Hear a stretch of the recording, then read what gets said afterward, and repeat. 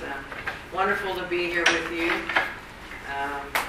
my Dharma family, my Dharma friends, and I appreciate the opportunity to speak with you this morning. I thought what I would talk to you about is something that came as a revelation to me recently at an interfaith gathering, and it was a very relaxed atmosphere. We had a meeting in someone's home. So we had food together, and then we were sitting around talking very casually. Different representations from Christianity, Buddhism, Islam, Hinduism, Sikhism, many, many different religious traditions. And because it was the first time for some of us to meet each other, we thought it would be fun to share a little bit about our faith tradition and the practices. So as we went around the room, the representative from the Islamic community would talk about how many times a day that they pray and how they do that. And that was a wonderful education for many of the people that hadn't been familiar with that before. And when it came to my turn to talk about Buddhism, I began to talk about, well, we install a home altar as a member of my faith tradition, and that is the sacred space at home. And then every morning we chant excerpts from the sutra, and in the evening we chant excerpts from the sutra. And then I paused, I stopped. And then I thought, my life is my practice. My life is my practice. Of course we have ritual, we have all these wonderful things that we do that connect us, but basically it's my life that is my practice. So this was a profound realization for me. With the Bodhisattva practice that we have in Rishoko Sekai and in Mahayana or Ekayana, the tradition, our personal circle expands. Right? It expands to incorporate and include other people. And everything we do is mutually beneficial. We do things for others, but it benefits us also. So, the importance of how we practice is what I want to talk about today. In 1972, I began practicing traditional Japanese arts, martial arts. And if you have had, anybody had some experience with that? No? Okay. A little bit? Okay. Yeah. In that case, if you're practicing, you have to be very careful, right? Because situations can occur in the practice even that could cause injury or worse. But in the context of the talents or the abilities that you're developing physically in that realm, in America, probably not so much in Japan, but in America, there may be a chance you may have to defend yourself at some point. So those skills that you learn in those classes may be used on the street. So how you practice in the dojo is exactly how you will react on the street. So if you practice and you're practicing a technique and you don't do it right and you stop and you go and you get mad at yourself and you break the flow of the movement, that's exactly what you're going to do on the street. And that could mean that you might die. So it's a life and death situation. Right? So how I practice in the dojo is extremely important, because it's how I'm going to react in daily life. If you look at music or dance, it's the same thing. My degree in university was in music. I played the violin. How I practice every day is going to be how I perform. And if there's a difficult piece, like a part of a piece, and I mess it up every time, and I stop when I mess it up, guess what? When I perform, there's a chance I might do that exact same thing and stop. So you have to learn to keep going. You have to learn not to let the mistakes stop you. Right? Very important. In dance, if you stopped every time you made a mistake, you break the flow of the dance.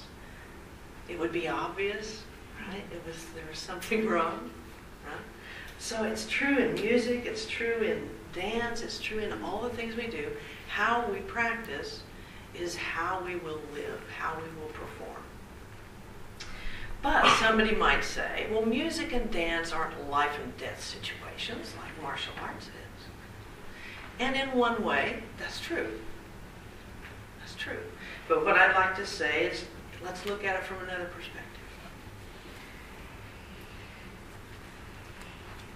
If we look at the human lifetime, I think within one lifetime, there are many lifetimes.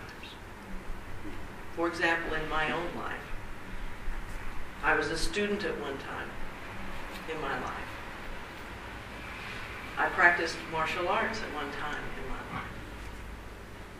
I played music professionally at one time in my life. I worked for an oil company at one time making maps for about 10 years. And then I became a therapist for 20 years. That was something new and different, a whole new lifetime. And now I'm a reverend. That's a whole new lifetime. And what about the cycles that we see in life? This year, but guess what? Next year is a new cycle. This month, next week, tomorrow. Those are all cycles, right? So each one of those finishes and a new one starts. Even in the Japanese language, the word ima, which means now, even if you say ima, that's 2 syllables, by the time you get to say ma, you're into the next moment. Right? Right. Yeah. So even as you say that word, you're going into the next moment. So let's talk about moments. I'd like to say there's 4 levels. Carry this with me. That I want you to look at real quick. This is just for this perspective. The lowest level is unconscious of being unconscious. So that's the lowest level. That's what human beings walk around in. That's 6 realm stuff. Does everybody know 6 realms? Okay. Yeah, most of us are pretty familiar with it on a practical level, if not intellectually, right? So most human beings walk around being unconscious that they are unconscious. They're functioning out of their unconscious. And they can't figure out why they know better than to get angry. But they do it anyway, right? That all comes from the subconscious. Okay. The next one up is conscious. Kris, is it conscious of being unconscious? Yeah. This is the stage of Kosekai practitioners enter. Why? Because we learn the 6 realms. And once you've had somebody explain the 6 realms to you, you can see yourself when you're in it. You become conscious of those unconscious actions. Does that make sense? The story that I usually give when I teach the 6 realms is, one day I went into the doctor's office, this was years ago, and I went in feeling happy, normal. That would be, heaven, normal, human, on the scale. Feeling good. Okay, I'm sitting there, and as you know, anytime you go to the doctor, you never know how long you're going to be there, right? And at that time, I was working as a therapist. And so I sat there for a long time, and the longer I sat there in my mind, I started to get frustrated. Thank you. I started to get frustrated. So I thought, why am I having to wait so long? Yeah? Why am I having to wait so long? And then I thought, this is really frustrating. I mean, my time is as valuable as that doctor's time. All those things you start to think of. And before long, I was making up stories in my mind. Oh, he's probably playing golf. Or he's probably taking a long lunch. I'm making this stuff up. It wasn't true. It was not based in fact. I was strictly making it up. And the more stories I made up, I started to get frustrated. And I started to get angry. Anger, hell, on the 6 realms. I'm going to tell him when I see him fighting demons. I'm going to be late for work. Greed. created all of that in my own mind, sitting there in a chair. Nobody said anything to me. Nobody did anything to me. I created it.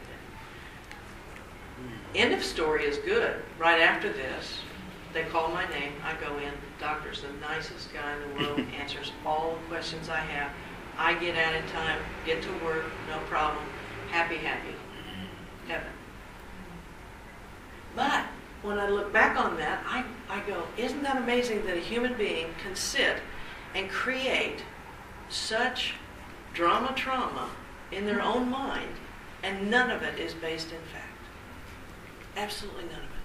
That's the 6 realms. So in Kosekai, when we learn this, all of a sudden we realize, oh, I'm rolling around in the 6 realms. Bingo, get out of it. How do you get out of it? Compassion for yourself and others. Shoot you up into the upper 4, which are the Shravakas, Pratika Buddhas, Bodhisattvas, and Buddha. Okay?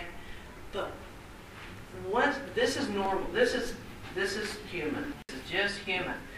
By the time we get to this level, in the studies, RKK has showed us the 6 realms, and now we understand that what we're trying to do is to purify that subconscious or that unconsciousness that has got the junk in it from all the old stuff. The thing that we automatically react from. Instead of acting in the world, we react, and that comes from the subconscious. So by the time we hit here, we become conscious of the fact that a lot of times we react unconsciously. Okay? So, that being said, the next step up is aware of being conscious. And when we talk about Buddhism, another word for awakened one, enlightened one, would be one who is aware, right? So we want to bump up into this area where we are aware of being conscious. We want to function out of that instead of this stuff. This in itself could be a whole lecture, but I wanted to put this up here because the top one is aware of being aware.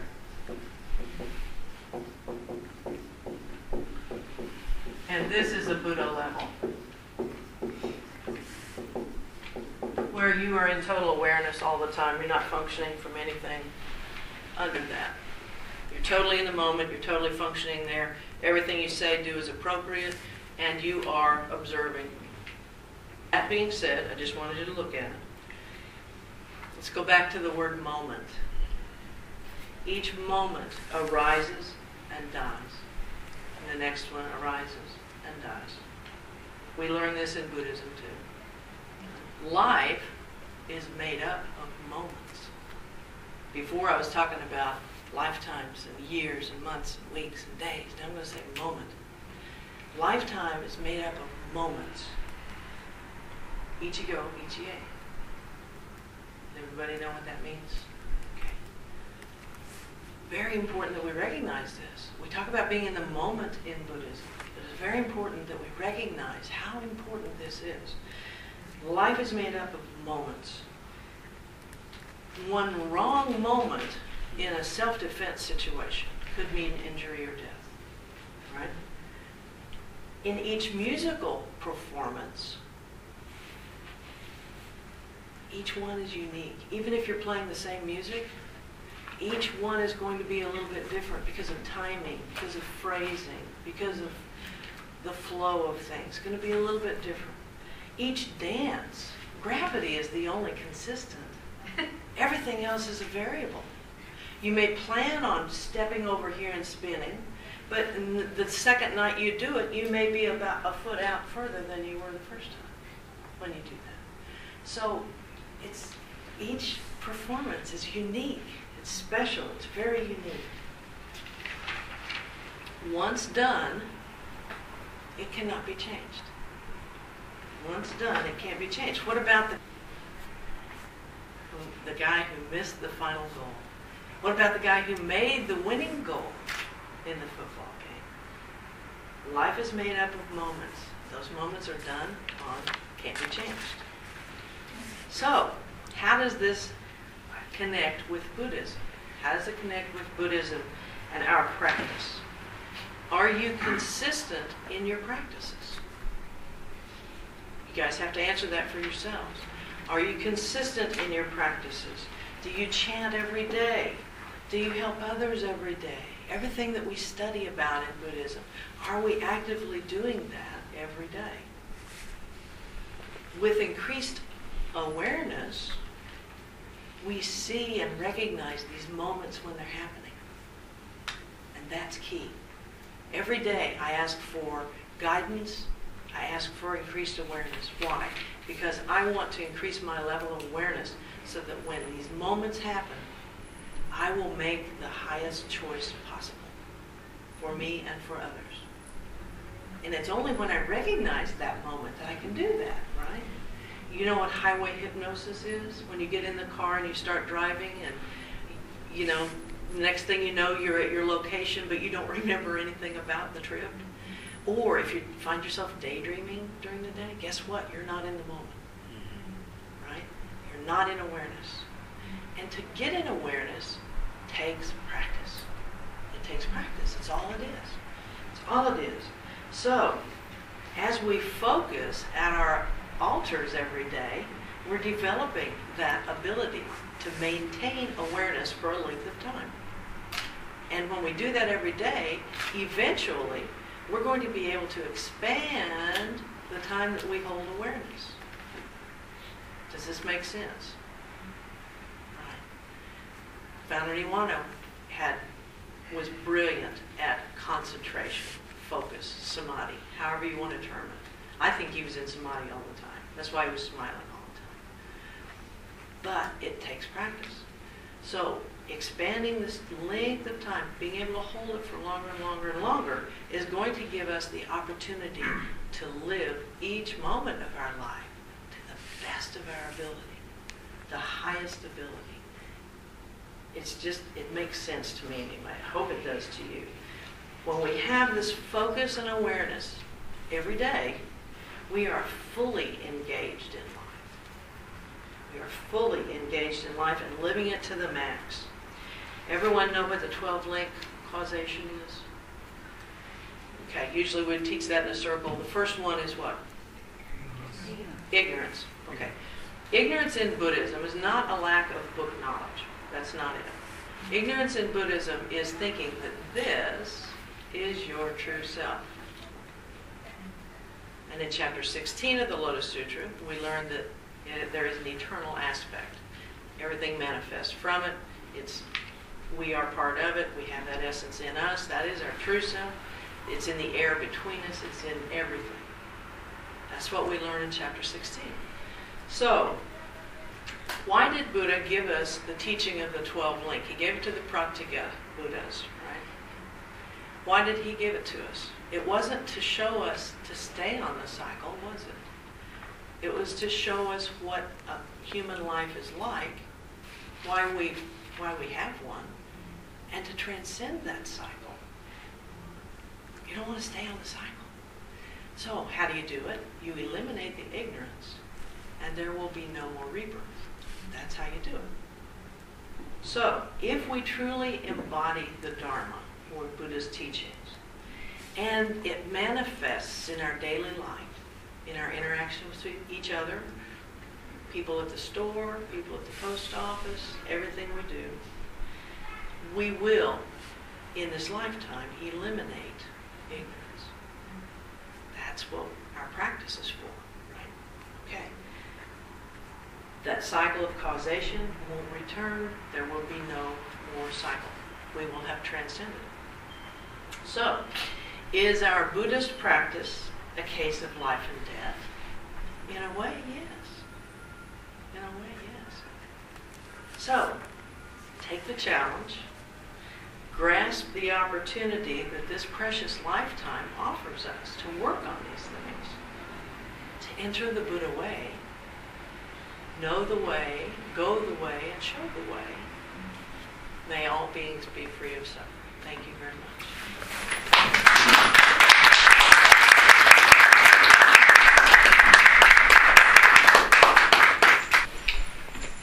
you very much, Kris. So that is for today. So we'd like to accept your question or any comment. I'd like to know the difference between consciousness and awareness. That's a good question. You understand the difference between unconscious or subconscious and conscious, right? Yes. Okay. Awareness is a step above conscious because it puts you into an observer position. I don't know how to say that in Japanese. If anybody can help, please do. It takes you from being a little bit more awake to being able to see things from a new perspective that is not affected by emotions. Does this mean I overcome my selfish way of seeing things? Yeah, it can, definitely. Because in Buddhism, we obviously practice and study about the interconnectedness of everything, right? So once we truly integrate that, we understand that it's all connected, we're all connected. That's going to put us into a situation where we have to consider more than just ourselves. So when I have an awareness, it's like, say something difficult happens in my family or something. A lot of times we look at the situation, but when we're looking at it through our own filter and our own emotions.